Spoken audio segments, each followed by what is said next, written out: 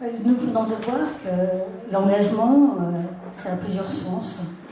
Et que le regard sur l'engagement peut être complexe, trouver du sens, donner une cohérence. Peut-on s'engager aujourd'hui? Nous avons invité donc Claude Mouchot, auteur de nombreux ouvrages économiques, qui va nous apporter un regard, son regard d'économiste, son regard d'universitaire sur l'engagement. Bonjour, ça passe? Et donc, l'engagement en 10 minutes, heureusement, vous avez des témoignages derrière. Pratiquement tout a été dit tout à l'heure, à mon avis, dans le micro-trottoir, avec implication, responsabilité, vision d'avenir. Alors, moi, je pars d'un postulat selon lequel tout à chacun d'entre nous, son premier désir, c'est d'être reconnu, d'exister dans le regard des autres, d'être quelqu'un. Et pour être quelqu'un, eh bien, il faut exprimer qui l'on est. Et pour l'exprimer, bien entendu, ce sera bien au-delà des paroles, excusez-moi, ce sera tout l'ensemble de mon comportement. Dès lors, je serai reconnu à la mesure des options que je pose, mais surtout des actes que j'accomplis, dans la mesure où je m'implique, où je prends mes responsabilités et où j'espère pouvoir poursuivre dans l'avenir. Donc je serai reconnu à la mesure de mes engagements. 4 flashs, pour rester dans les 10 minutes. 2 principaux aspects de l'engagement. Une condition essentielle pour s'engager. Et enfin, le problème de la permanence des engagements concrets.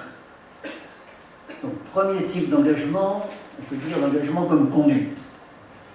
Nous sommes tous mêlés, plongés dans des situations diverses, politiques, professionnelles, familiales, etc.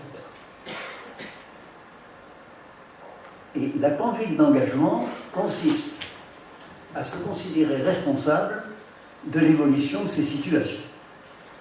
Or, ce qui est assez problématique dans cette attitude, c'est qu'en réalité, l'action que je vais poser risque fort de ne pas atteindre le but que je me suis fixé ou le but que j'aimerais atteindre.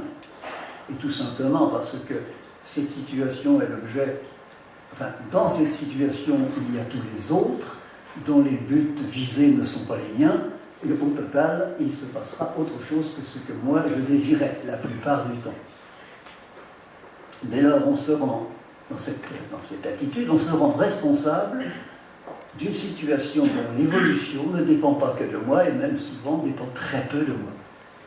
Alors, 3 exemples très vite. Le premier, l'inévitable indignez-vous de SL, qui est assez sans commentaire. Un deuxième exemple, beaucoup plus banal si l'on veut, le vote dans une élection démocratique. C'est assez aberrant d'aller voter, puisque je suis, moi, tout seul, face à 40 millions de votants théoriques.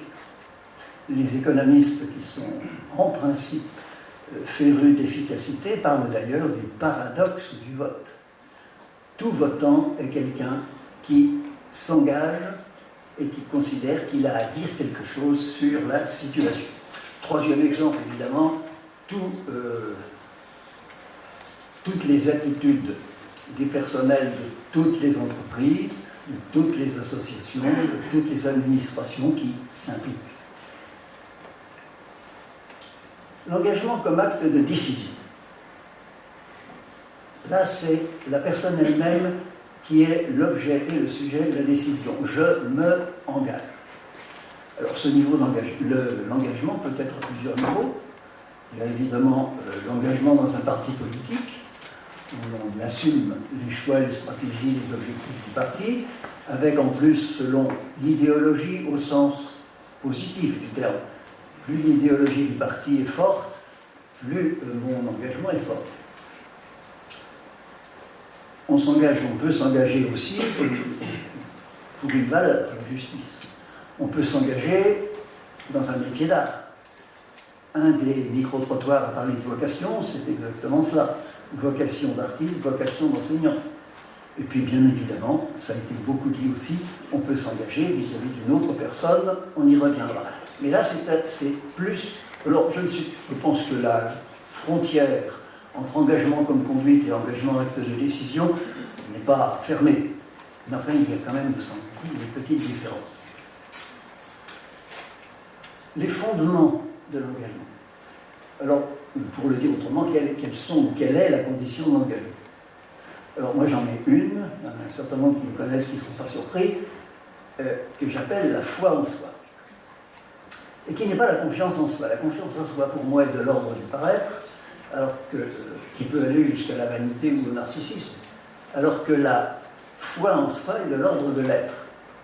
Je pense que nous connaissons tous des gens parfaitement assurés, confiance en soi, qui en réalité cachent une espèce de déconsidération profonde d'eux-mêmes, foi en soi. Enfin, absence de foi en soi si c'est déconsidération. La foi en soi, pour moi donc, en allant un petit peu plus loin, c'est la certitude que tel que nous sommes, qualité, défaut, désir très fort, réalisation beaucoup plus faible, que tout cela est digne d'être considéré par les autres. C'est donc une autre façon de dire se savoir quelqu'un, soi-même, et dans le regard des autres. Donc, condition que je viens de dire, en le réexprimant autrement, pour s'engager, il faut être quelqu'un. Et tout au début, j'ai dit pour être quelqu'un, il faut s'engager. Bien sûr, j'assume la contradiction. Non, ce n'est pas une contradiction, c'est un cercle qui n'est pas vicieux, avec deux éclairages. Le premier, c'est l'amorçage, c'est tout simplement l'éducation. La famille et l'école devraient permettre à l'enfant de se construire un premier niveau de foi en soi et donc de certitude de sa propre valeur. Deuxième éclairage, c'est le cercle lui-même, être quelqu'un pour s'engager pour être quelqu'un.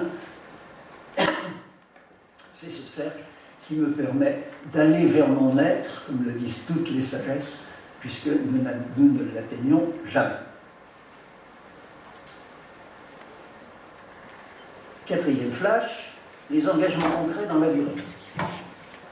Alors, par définition, l'engagement implique l'avenir, et c'est une promesse de durée, voire de permanence.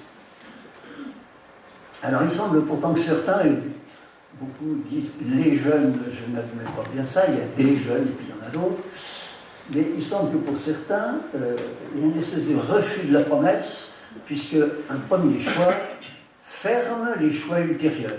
C'est une évidence. J'ai pris une décision, il y a un certain nombre de choses que je ne peux plus faire. La question est de savoir si on va jusqu'au bout de cette logique-là, on ne s'engage à rien et on n'existe plus du tout vis-à-vis des autres. Et d'autre part, en prenant tout simplement la phrase de Paul Occhialo, la liberté n'est pas l'absence d'engagement, mais la capacité de choisir. Alors bien sûr, le risque de la promesse est gigantesque. On le sait tous. Pour réaliser la promesse, il faudra accepter l'évolution de la situation et régler constamment les innombrables problèmes qui surgiront de toute façon. Et donc personne, à mon sens, ne peut être assuré qu'il tiendra sa promesse. Et évidemment, dans les faits, des engagements meurent tandis que d'autres perdurent. Alors l'engagement peut mourir de deux façons.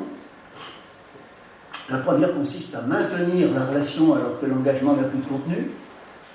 Deux exemples, l'inévitable phrase de Sartre, il ne faut pas désespérer Biencourt. Le PC sait que l'avenir radieux n'existe plus à cause des crimes staliniens, mais il ne faut surtout pas le dire. Et puis l'autre, le couple, qui n'a plus rien à se dire mais qui reste ensemble. Deuxième, c'est la rupture de l'engagement, bien évidemment. Et là, ça se trouve partout, l'engagement idéologique, avec Louis Althusser et Roger Garaudy comme exemple qui nous sont venus. L'engagement politique, Éric Besson. Le conjugal, le divorce. Alors, j'insiste quand même sur un point à ce niveau-là. La rupture est évidemment constatable et constatée, elle ne peut pas être jugée. On ne sait jamais pourquoi la rupture a eu lieu. Les raisons profondes sont celles uniquement des protagonistes. Mais l'engagement peut aussi vivre par la poursuite incessante du maintien de la promesse et contre tous les aléas de la vie. Il y faut donc une foi en soi, et dans le cas conjugal, même une foi en l'autre, fortement enracinée et développée par le dialogue. Et les exemples sont là qui montrent que la promesse peut être tenue. Au plan des valeurs, j'ai pris Dietrich Bonhoeffer, Simone Weil, encore Stéphane Hessel. Au plan politique, alors certains, je vais leur sortir des dinosaures, Michel Debré et Pierre Mendès France. Tous les obscurs qui s'impliquent dans leur boulot, en particulier en ce moment, même quand les conditions deviennent difficiles, je pense à Pôle emploi, je pense aux associations humanitaires, vous savez quand même que leurs crédits se réduisent et ça continue. Dans beaucoup de PME, je pense qu'il en est de la même chose. Et je terminerai en disant que dans le conjugal, il y a